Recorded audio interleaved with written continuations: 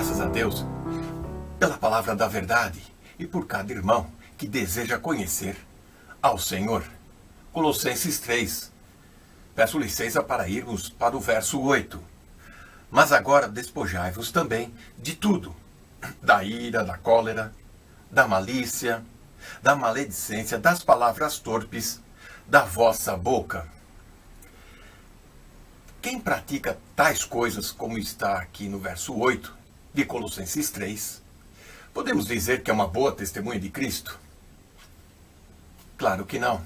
Por isso devemos observar este ponto. Sim, claro, todos nós falhamos em algum ponto, em alguma vez, em alguma situação. Mas não pode ser a nossa regra, a nossa prática. Não pode ser aquilo que nos caracteriza. Eu sei que muitas vezes alguém vai falar assim, mas olha, eu aguentei até onde deu. Olha, eu quis dizer poucas e boas, mas eu me contive. Sim, é importante. Porém, tem um ditado popular que diz que quem engole sapo, uma hora ou outra, acaba vomitando um brejo todo. E isso é muito mal, muito ruim.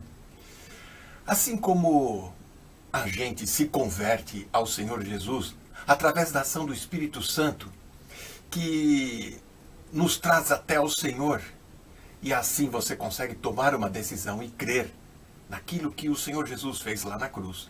A nossa caminhada na vida cristã também depende do Espírito Santo, em todos os momentos, para darmos frutos ao Senhor. Depois de advertir no verso 5 sobre os 5 pecados da imoralidade, da sexualidade, agora no verso 8, o apóstolo Paulo vai advertir sobre 5 pecados de relacionamentos, de comunicação, de tratamento uns com os outros. A figura aqui, ela remete a roupas, a se vestir, a se despir. Veja então o verso 9 e o verso 10 na sequência. Fala de despir, fala de vestir e também fala de revestir. Despojai é a palavra no original apotiteme, de onde vai vir em desdobramentos a palavra apostasia, deixar, largar, se afastar. Vamos observar como o apóstolo Paulo trabalha com esta palavra. Em Romanos 13, no capítulo 12, lemos assim: a noite é passada, é o dia chegado. Rejeitemos, está aqui, pois as obras das trevas e vistamo-nos das armas da luz.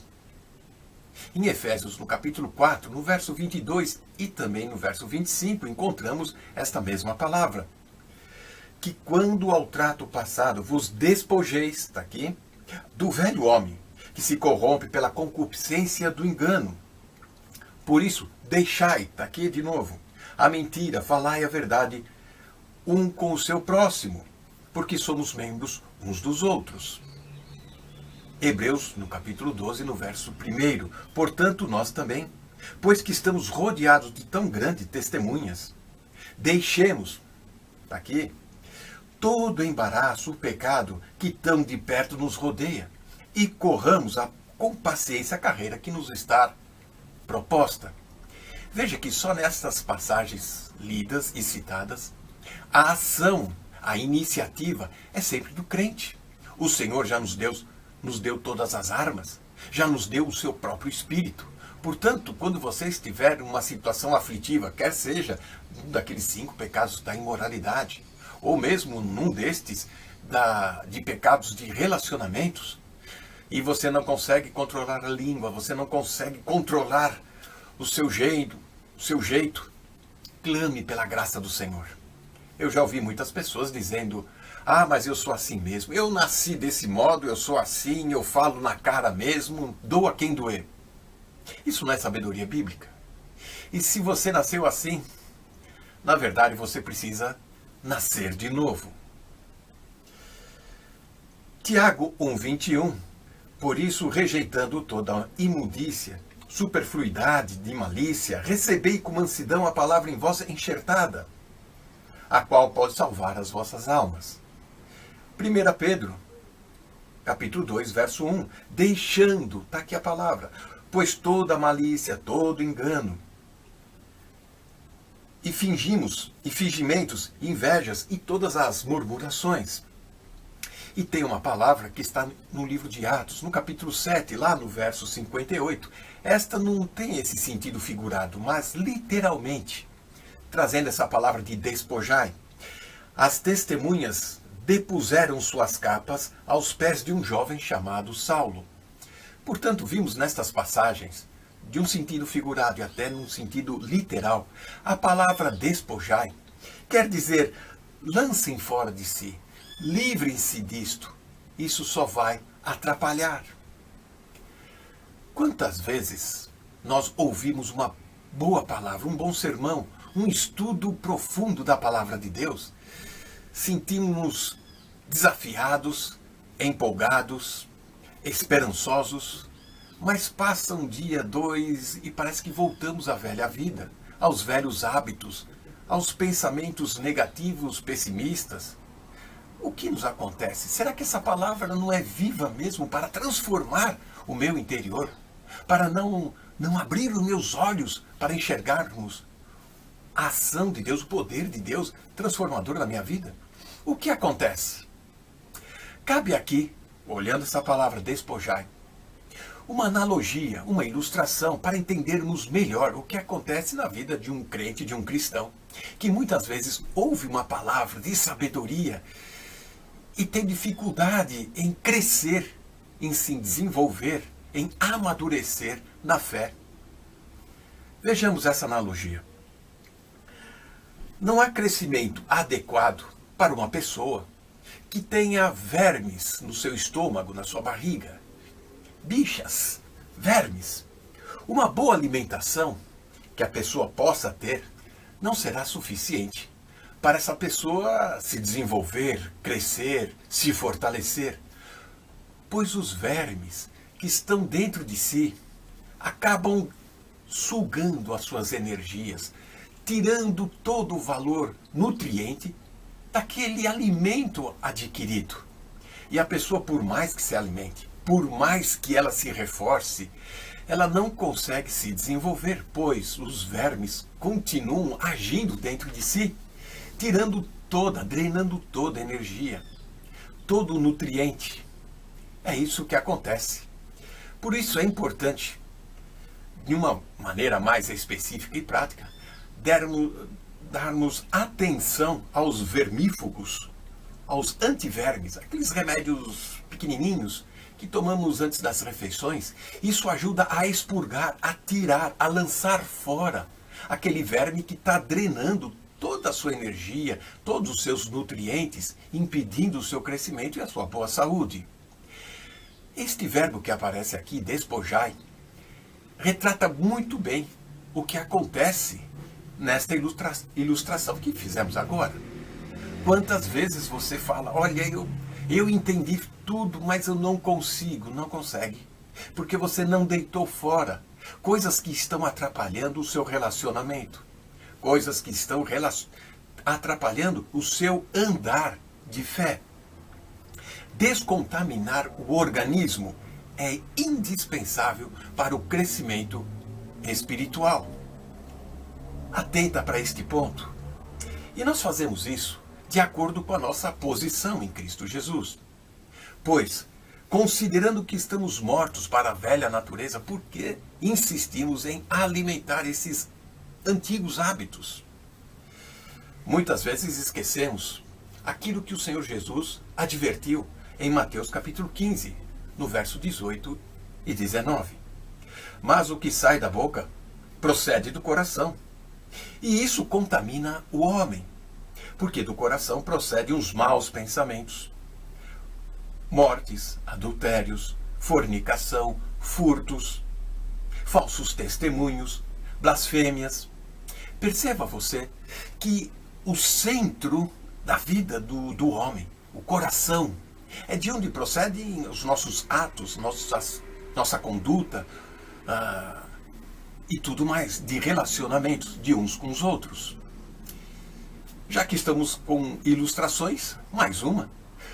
Um bom médico não é aquele que apenas trata de sintomas, de manifestações de uma enfermidade.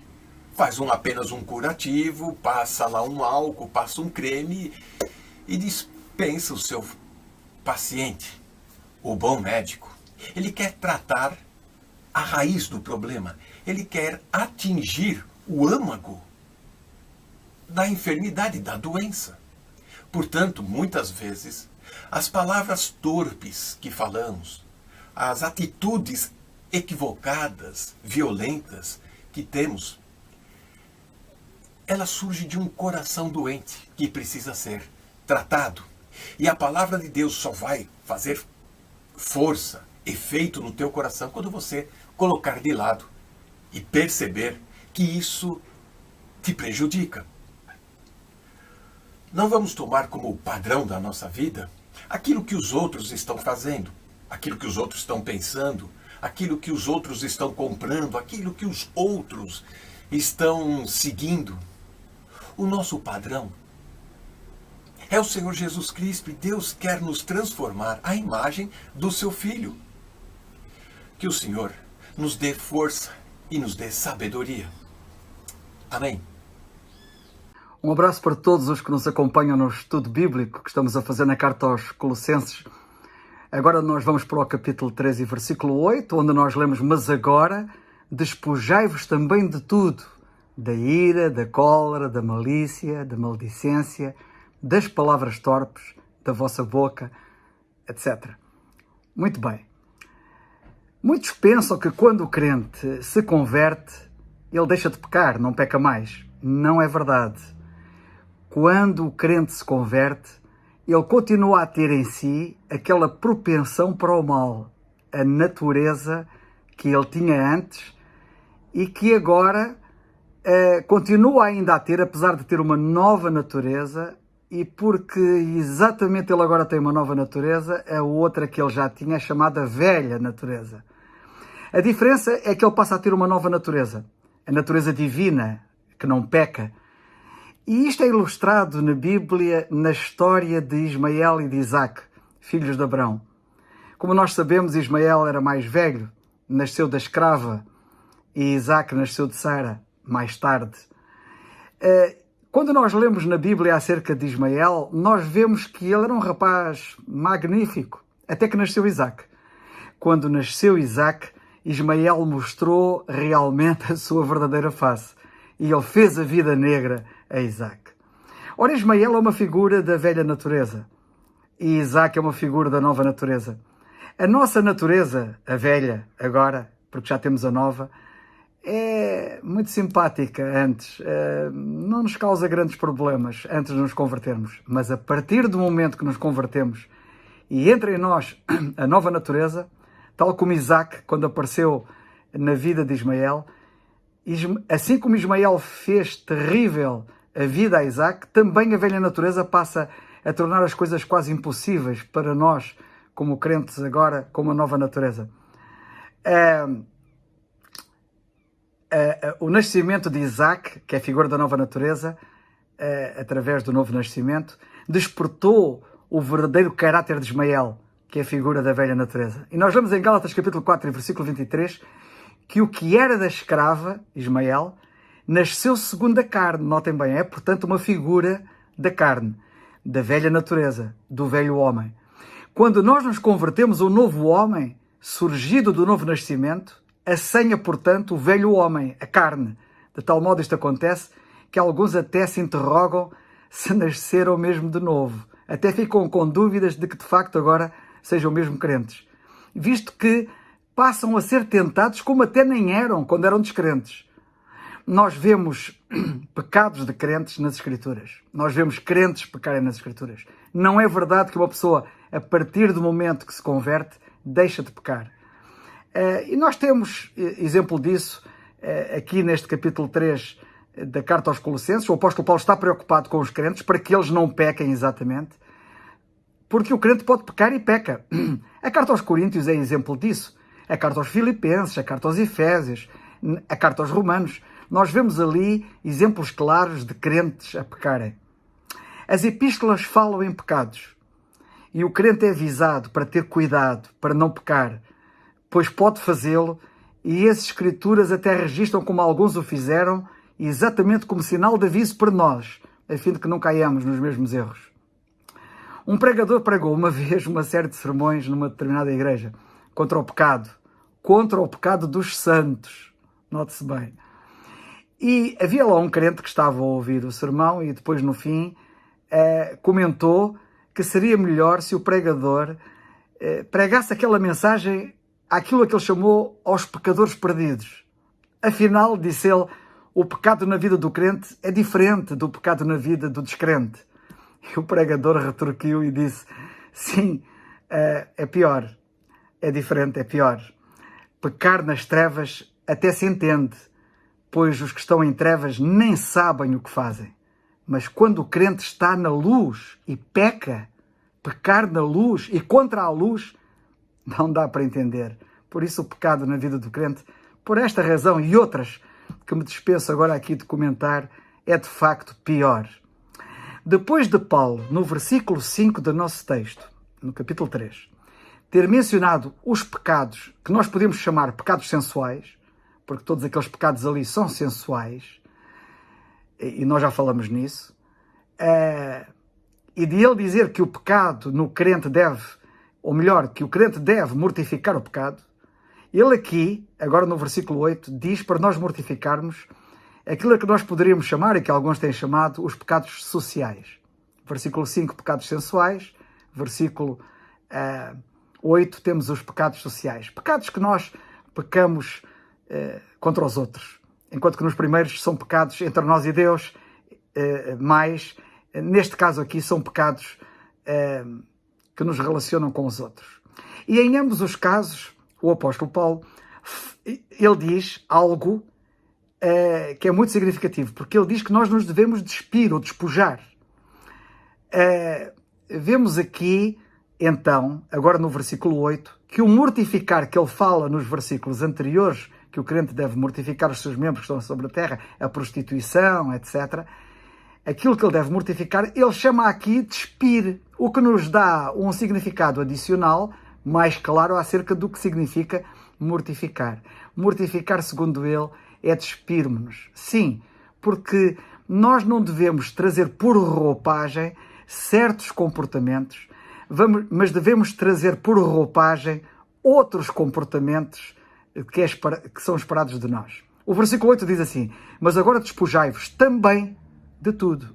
Ou seja, depois de ele ter dito para mortificarmos os nossos membros que estão sobre a terra, a impureza, a vil concupiscência, etc., os tais pecados sensuais, ele diz, mas agora despojai-vos também. Ou seja, quando ele diz aqui este também, está a dizer, ou está a continuar, aquilo que estava a dizer lá atrás.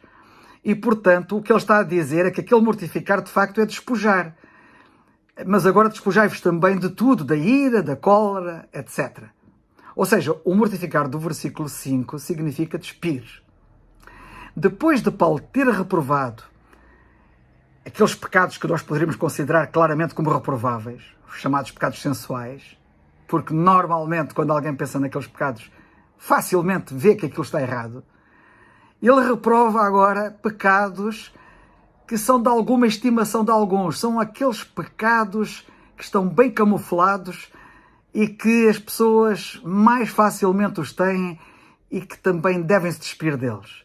Portanto, há alguns que mais facilmente as pessoas percebem e ele deixa agora para agora aqueles que são mais comuns. E o crente pode acostumar-se tão facilmente a este tipo de pecados que ele aqui fala, que ele diz que nós temos que nos despojar deles, despir deles.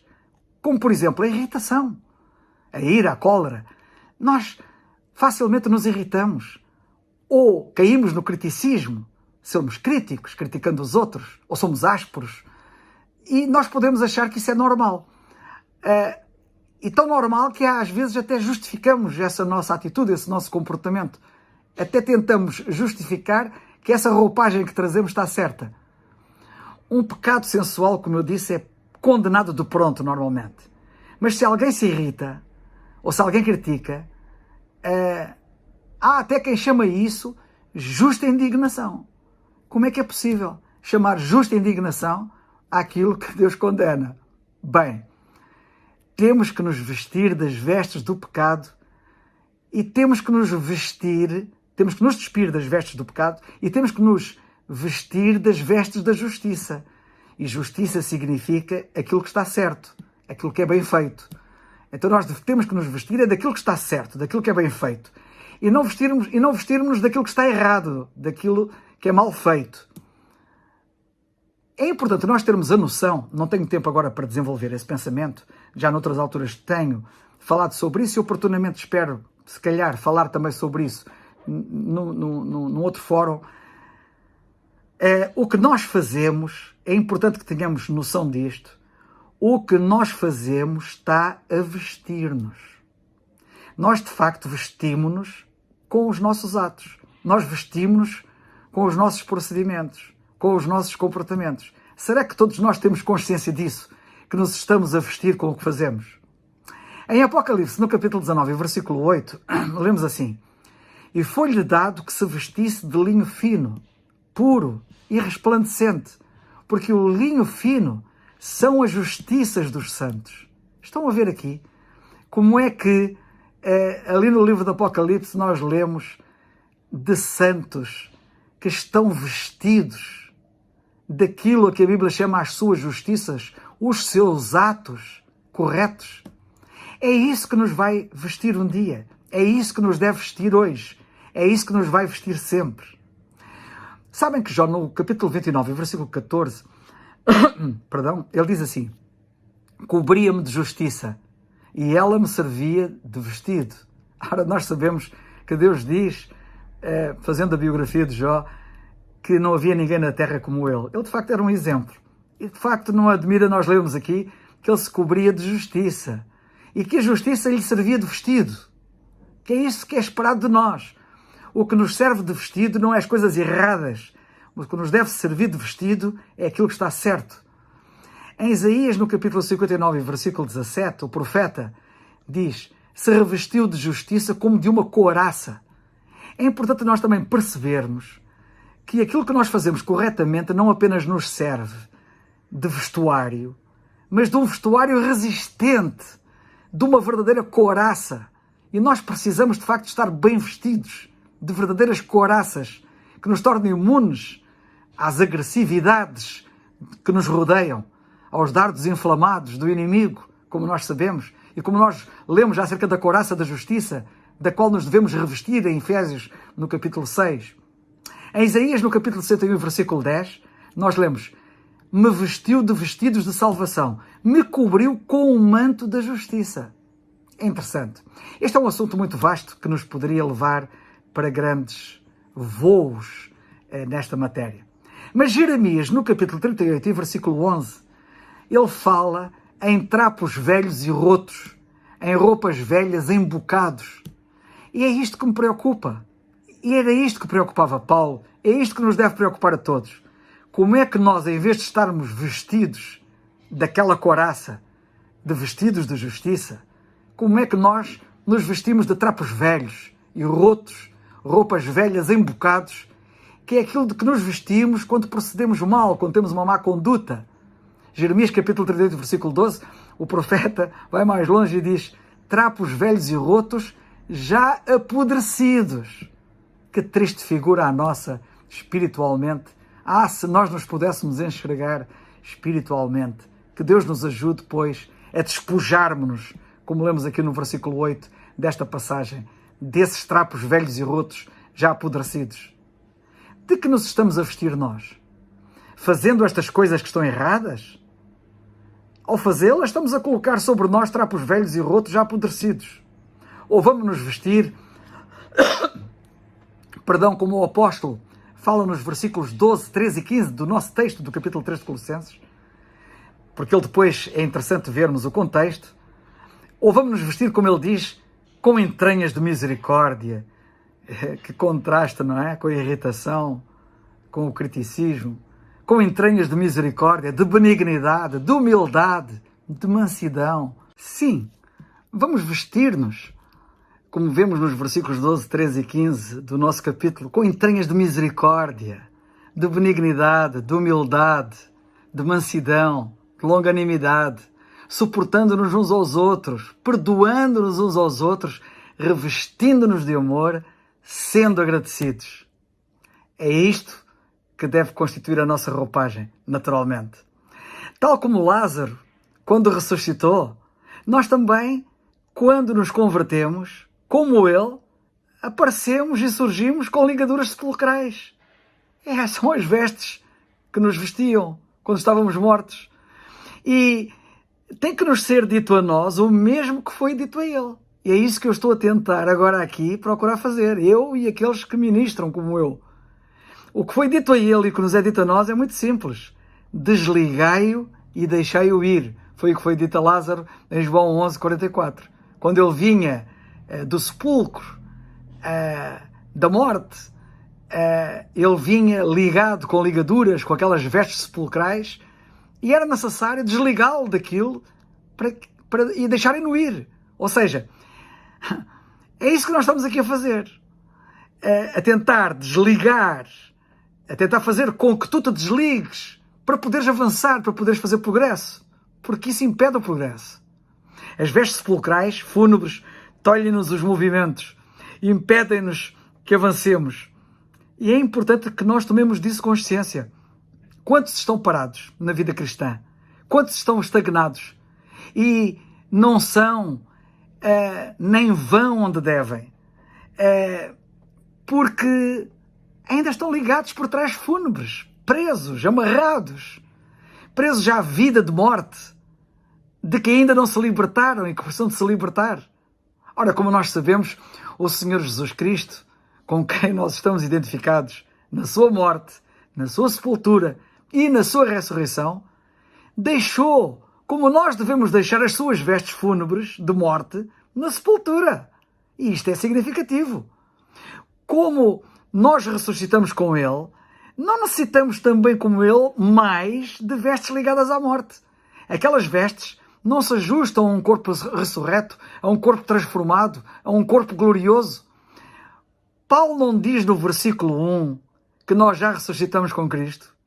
De que estás então à espera, tu que ainda não te apercebeste disto? É para avançar e é para avançar já. Ou então ficarás parado e estagnado, e águas estagnadas não deixam bom odor. Que Deus te abençoe e nos ajude. Amém.